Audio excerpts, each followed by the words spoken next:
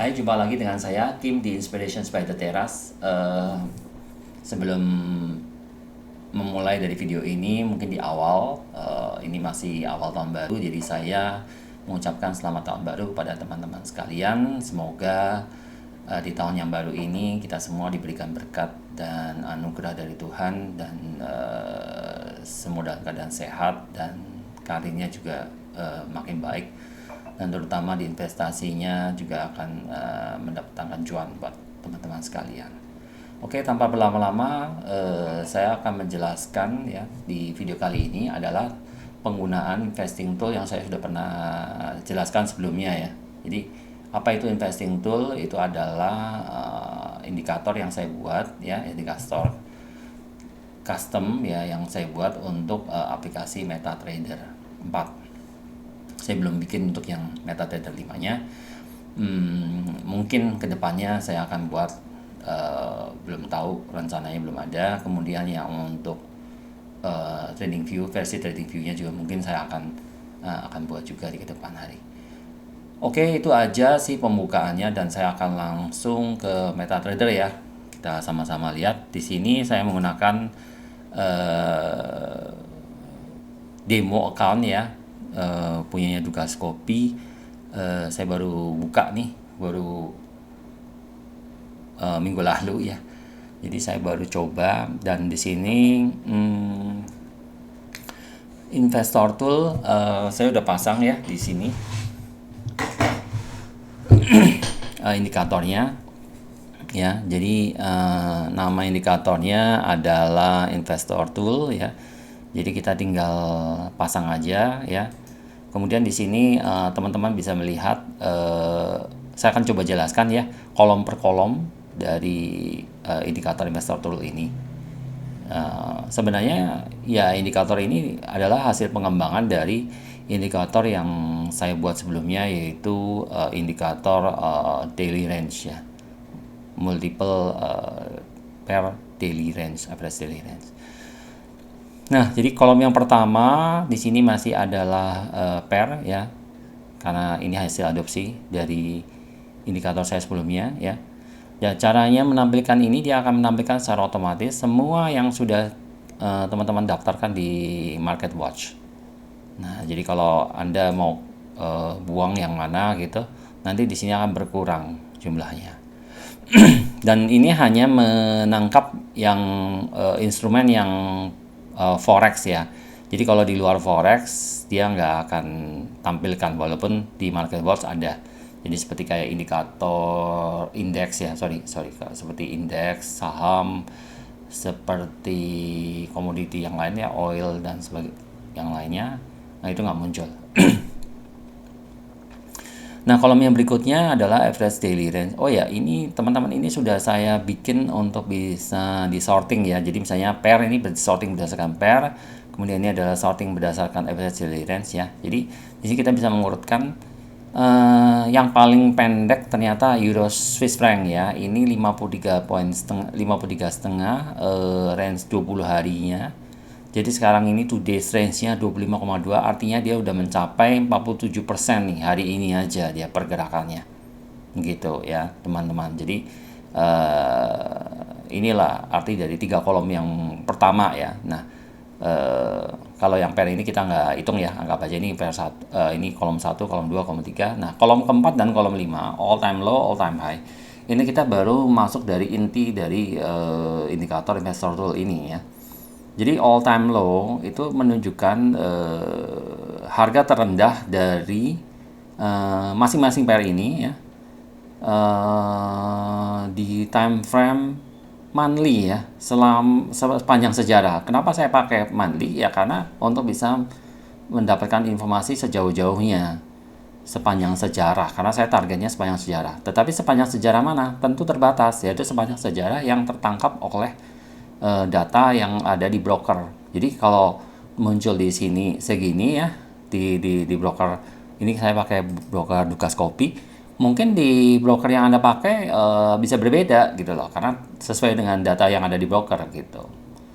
Nah, all time high-nya 1,20049 ya. Jadi ini juga sama ya.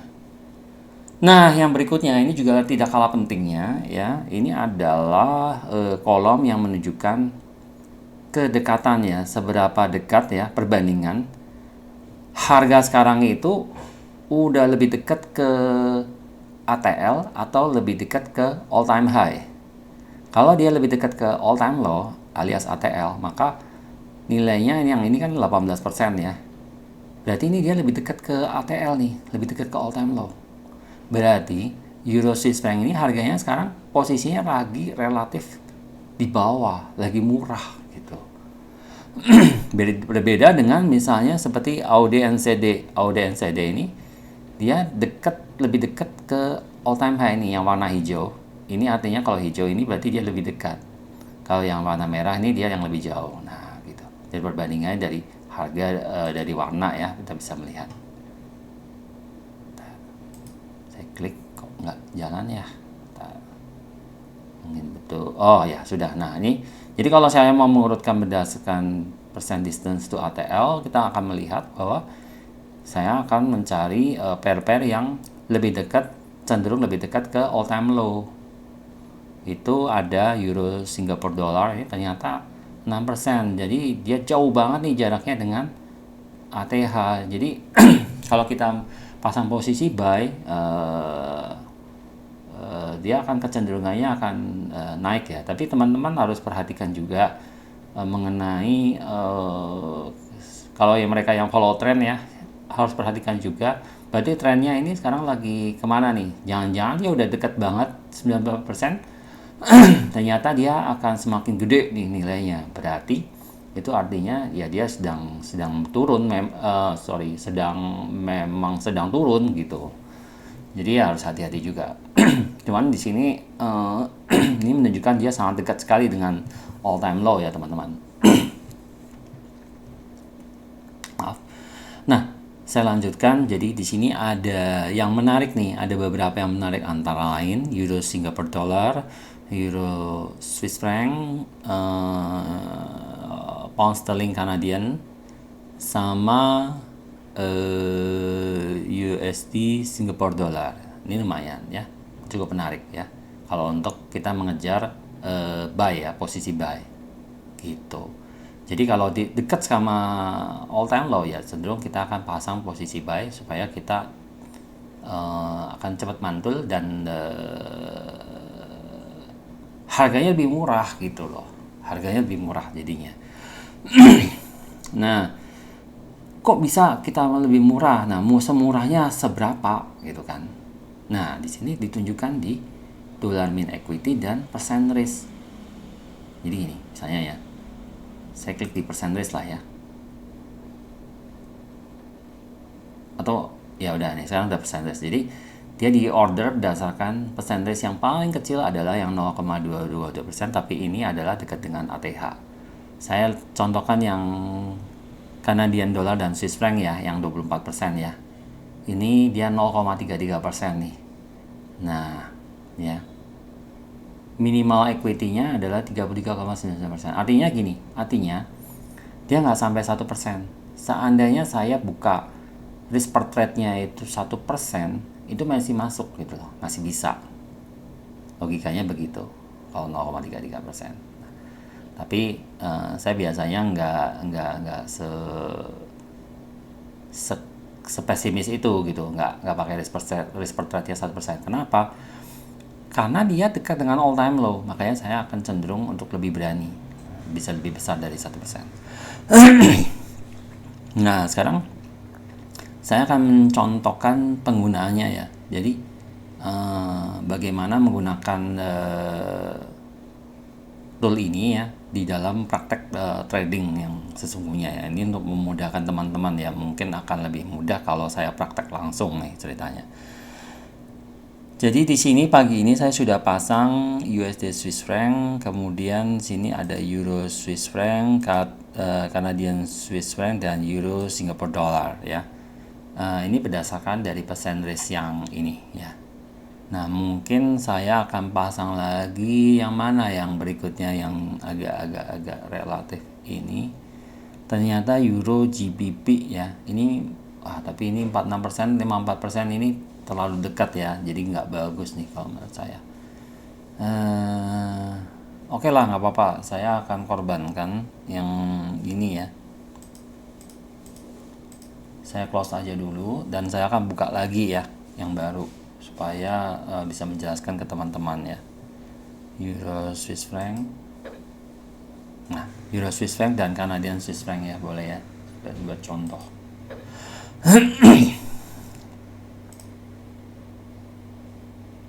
Oke. Oke. Canadian Swiss franc ini 24% dan ke ATH-nya 76%. Berarti dia lebih dekat ke all time low ya kan. Nah, oke, saya akan coba di sini. Saya di sini menggunakan trading assistant ya. Punyanya Bian Anggara, enggak apa-apa. Ini contoh aja. Ini tool ini juga cukup bagus sih menurut pendapat saya. Jadi saya pakai karena sorry tadi apa Canadian Swiss franc ya.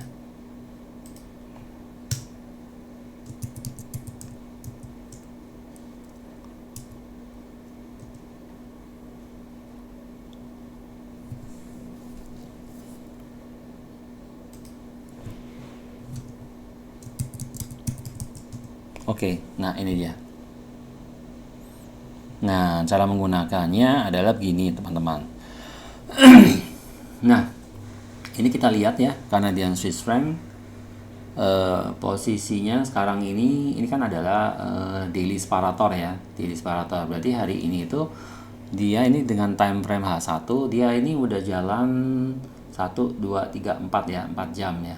4 jam. Nah, jadi saya mau cari yang terlow-nya di mana nih. Ini ada panah-panahnya, ini akan saya hapus dulu aja biar bersih. Wow, banyak banget.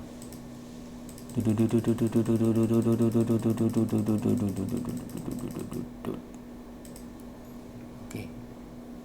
Nah, ini dia. Saya akan mencari di sebenarnya di sini dia paling rendahnya di sini ya kalau untuk hari yang ini. Tetapi nggak apa-apa, saya akan mencari di sini. Di sini. Tapi kemungkinan untuk dapatnya kepanggilnya kecil nih, lebih kecil. Ya, mungkin di sinilah ya. Jadi ini saya agak sedikit analisanya menggunakan analisa teknikal karena di sini kan berarti dia ada base ya di sini ya, di daerah sini. Nah, jadi seperti itu ya teman-teman. Nah, tapi sebenarnya untuk entry teman-teman terserah teman-teman juga ya. Tapi saya akan memberikan contoh yang paling pas ya untuk investing tool ini. Biasa saya menggunakan ini, saya anggap ini sebagai base. Bisa di sini, bisa di sini juga sebenarnya. Cuma saya kayaknya karena nggak kepanggil, saya kepanggil jadi saya taruh di sini aja nih. Ini 0,68855 ya. Berarti saya taruh di sini. 0,68855 ya kan. Nah, bentar, benar nggak ya?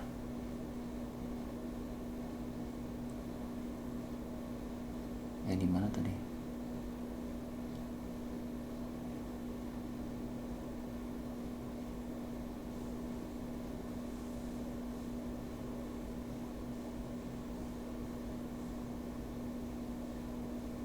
Oh, di sini.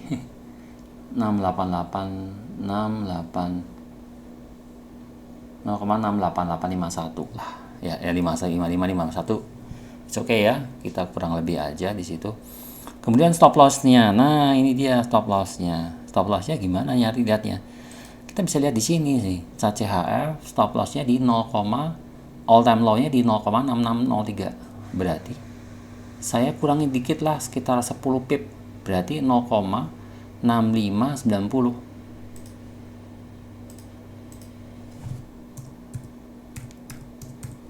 Sekitar 10 pip. Atau mau lebih aman lagi 20 pip, jadi 6580 gitu. Gak apa-apa. Nah, sekarang menentukan ininya, TP-nya di mana. Nah, kan tadi di 0,68855 ya.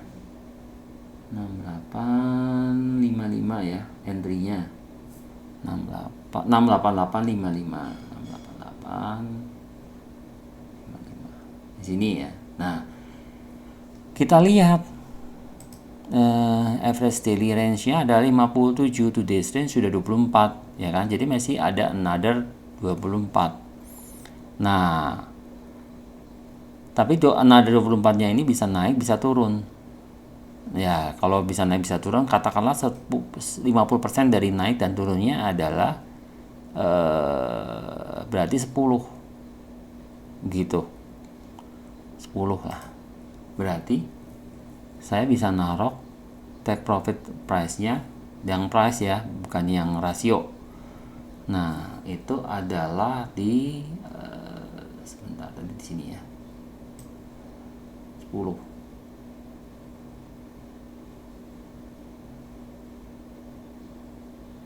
pip. Nah, tadi di sini nih. Ya, lebih dikit 0,68957. 0,6897. Nah, itu adalah TP yang make sense. Kemudian risk by persennya berapa? Ini risk by persen ini kan antara limit price ke stop loss, right? Jadi saya bisa menentukan misalnya ya di sini ditulisnya berapa kan 0,33. Sebenarnya bisa nih 1%, tapi saya seperti yang saya katakan, saya mau bisa lebih dari itu gitu lah, nggak mau saya 1% aja. Saya bisa bilang 5% lah katakanlah.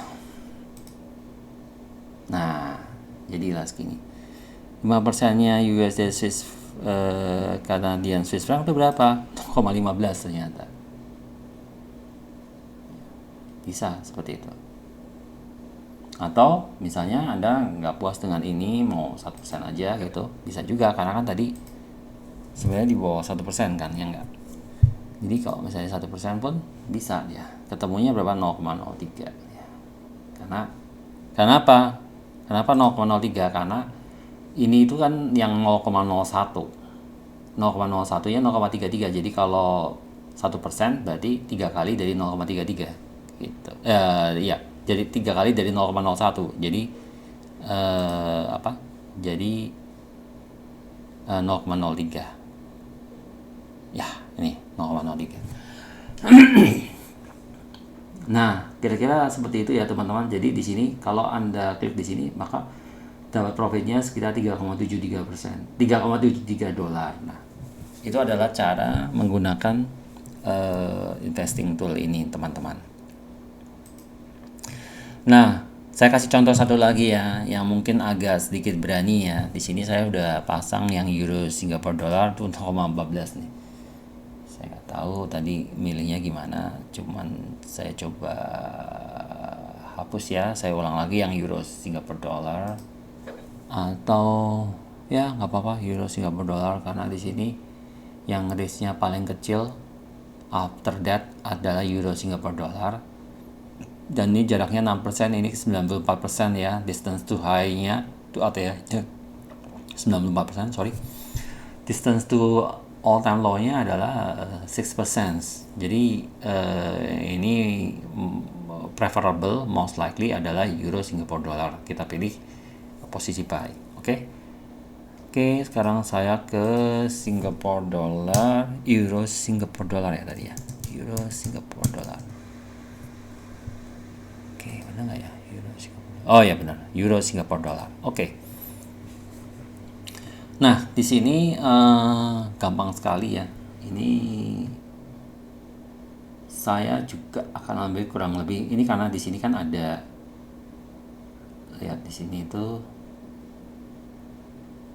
kayaknya base-nya di sini nih, di nilai segini nih ya, di tengah-tengah. Jadi kalau mau cepat kepanggil ya di sini nih.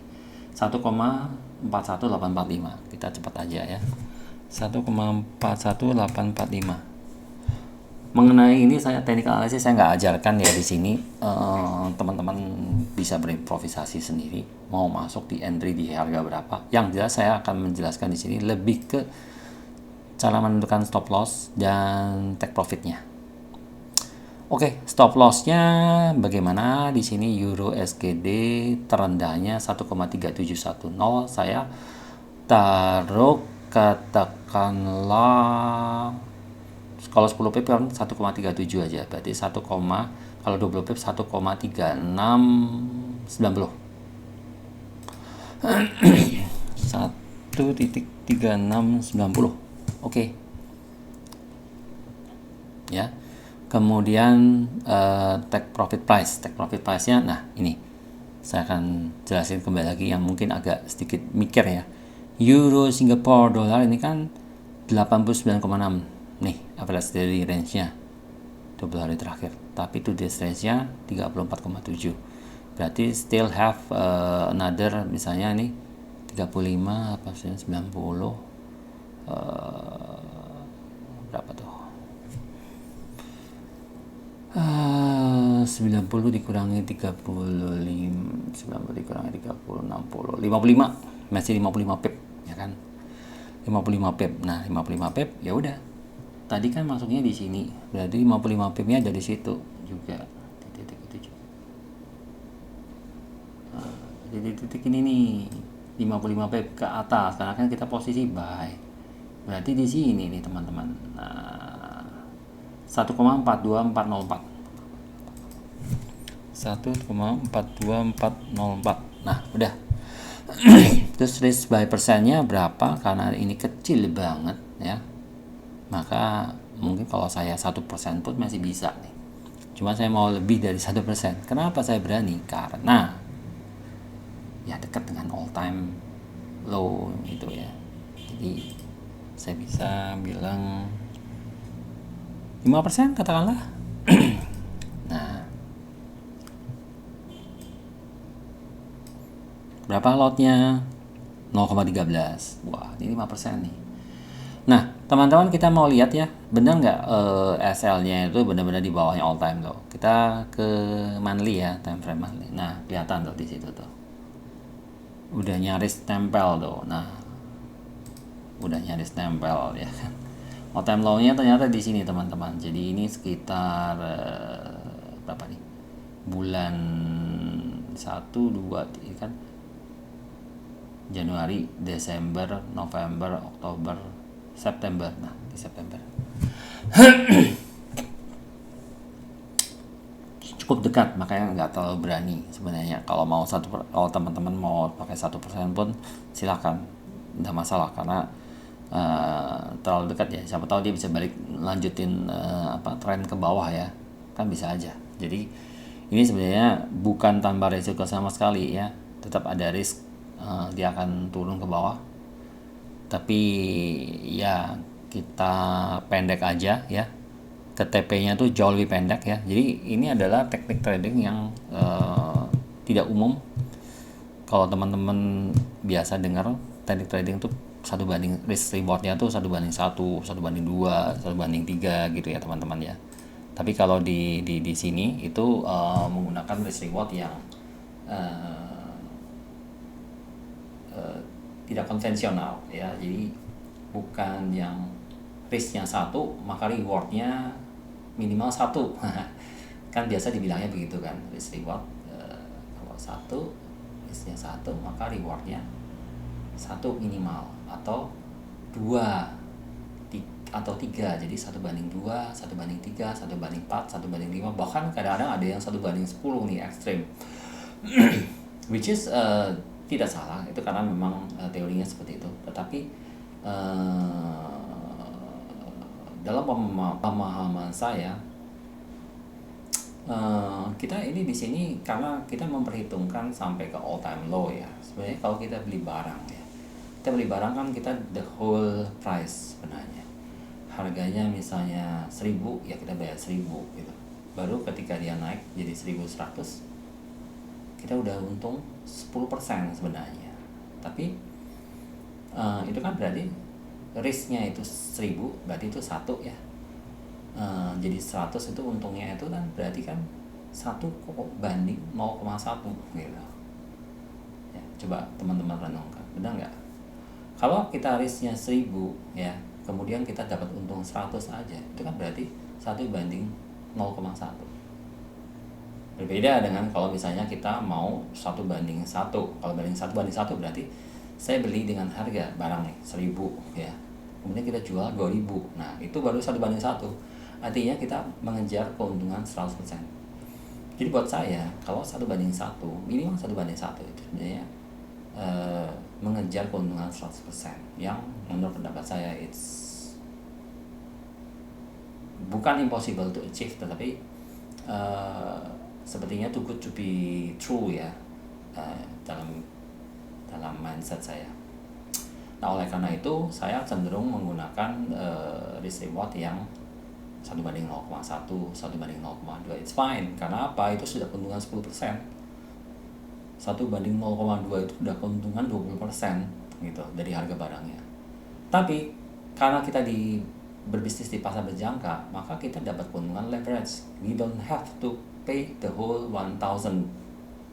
Kita nggak perlu bayar penuh 1.000 itu, karena ada leverage. Jadi kita cari harga terendahnya berapa, harga yang pernah capai all time low itu, harga terendah yang pernah capai itu berapa, kita taruh SL-nya di bawahnya dan kita hitung lot size-nya itu yang memenuhi all time low itu gitu loh. Jadi anggap itu adalah the whole price-nya, padahal the whole price-nya sebenarnya dia masih dari starting from zero kan.